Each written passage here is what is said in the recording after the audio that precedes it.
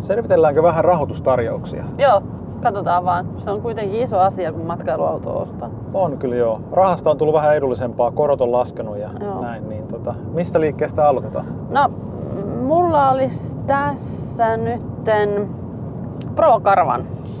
Jaha, mitäs Pro Caravanilla No, on ne tarjota? mainostaa helmikuun kampanjaa, rahoituskorko 1,99 plus kulut ja sitten siinä on 3 kuukautta lyhennysvapaata. 199.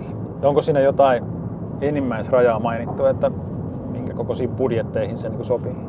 No, tässä ei kyllä niin kuin äkkiä kyllä sanota, Joo.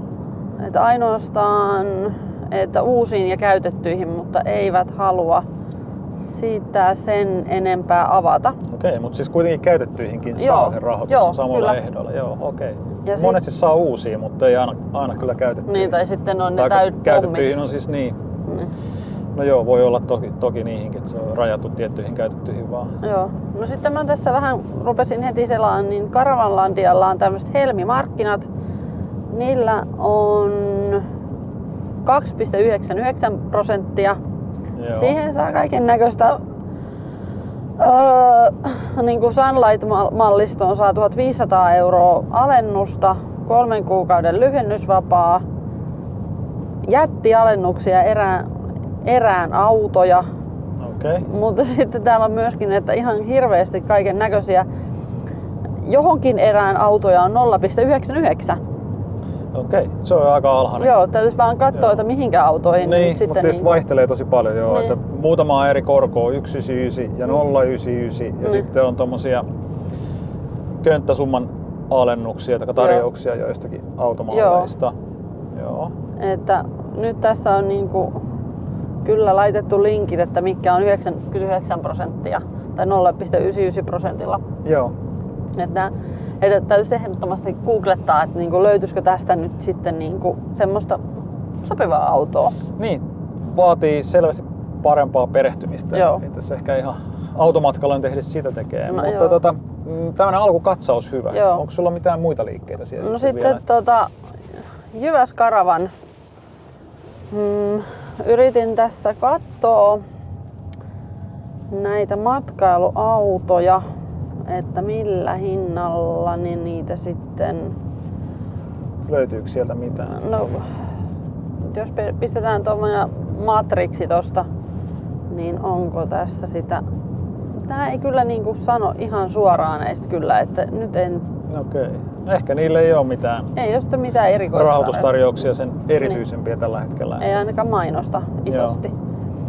No sitten mä ajattelin, että rintajouppi Joo, olisi no niinku... rintajouppi on tietysti, joo, se voi katsoa kyllä. Niin, jos me nyt yritetään ostaa matkailuautoa, no tuossa on nyt aika iso, mutta jos nyt ajattelisi tuosta Pürstnerin Harmonia, Joo. niin tässäkään näillä ei niinku näin sano. Okei. Että on ainoastaan hinta ja ihan kiva toi kuukausierä, mutta nää ei ihan tarkalleen niin kuin... Onko tää nyt niinku rintaviivajouppi.com On, vai onko joo. tää rintajouppi.fi? Tää on se Elikkä- Joo, tää on ilman sitä jiitä, lisäjiitä. Okei. Niin tää on se. Joo. Mut mielenkiintoisia autoja, ei mitään. Sitten mä laitoin, vaikka Best Caravanista on nyt kovasti pulistu. Joo, Ja niin mitäs Pestiksellä? Onko Pestiksellä on ihan hyvä tarjous. Niillä on 0% tarjous täällä. Aha, noniin. No ne on mennyt ihan nollaan asti. Joo, Joo, selvä. mutta onko sitten kaikki matkailuautot vai onko vaan tietyt? Joo. Mutta esimerkiksi, vai onko ne taas, onko siellä sitten niinku käytetyt 0%? Niin, että se ei ole ihan selvää, että Niin, mitä se mutta koskee kanssa, joo. Mutta 0% niinku mainostavat, että sillä nyt sitten lähtisi jotain autoja. No se on ainakin sen verran edullinen rahoitus, että kannattaa jo niinku katsoa, että Kyllä. löytyykö sieltä itselle jotain sopivaa. No katsotaan sitten, että Se oli muistaakseni, J-jouppi. niin, se oli yhteenkirjoitettu rintajouppi.fi muistaakseni. Joo. Niitten nettisivu. Mä menen aina sekaisin niistä, kun onko se ylimääräinen J vai ei, mutta heilläkin on jonnin verran tuolla. Joo. Mut sitten Mitäs merkkejä ne myy sieltä sitten? niitä? No katsotaan. No kyllä niiltä ainakin muistaakseni Adriaa löytyi. Ja en nyt ole varmasti muista oikeastaan. Adria, Pulsner, Cape ja Caradokin näytti olevan. Okei, Ja, joo.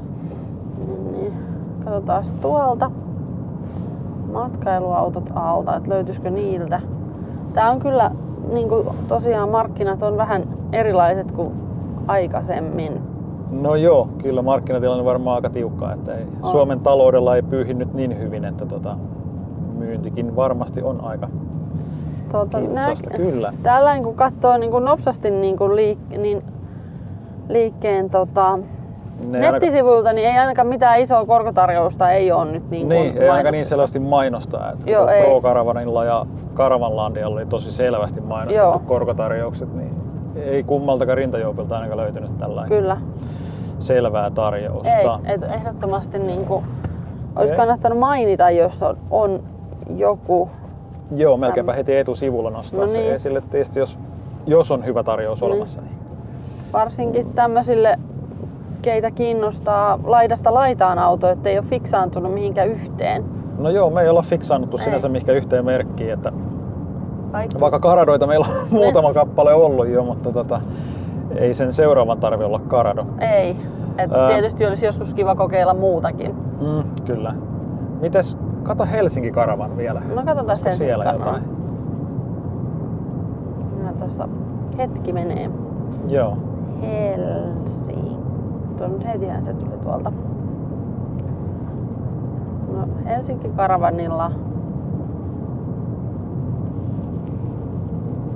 Näkyykö sielläkään nyt mitään selkeää korkotarjousta ainakaan? No ei hyppää heti tällainen niin kuin joo. Niin etusivulla ainakaan. No mitäs sitten erälaukko? No erälaukko, katsotaan.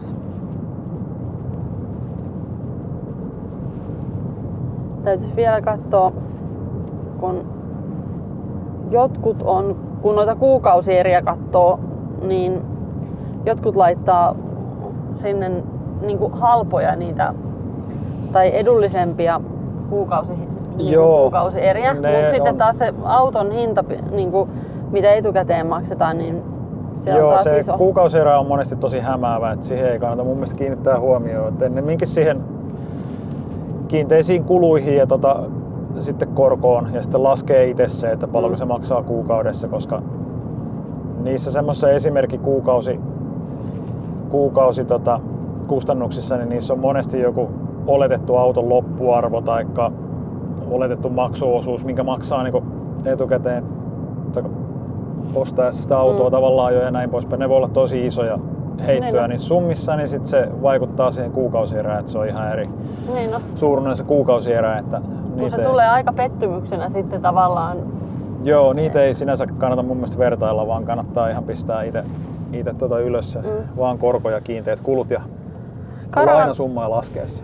Caravan erälaukolla on kaikkiin ajoneuvoihin rahoituskorko 3,89. Okei, joo. Selvä, joo. Että onko sitten tää niinku se todellinen, että näitä kampanjoita on niinku, että saa edullisemmin ja onko tuo se nyt sitten siis mikä varmaan toi 3,89 on enemmän semmoista niinku normaali korko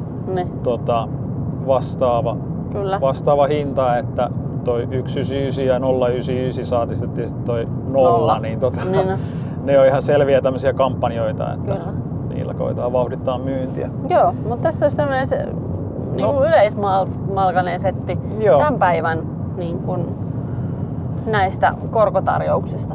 Ihan hyvä tämmöinen pikakatsaus. Eli tällä perusteella kun päästään läppärin ääreen, niin katsotaan se Best Caravani.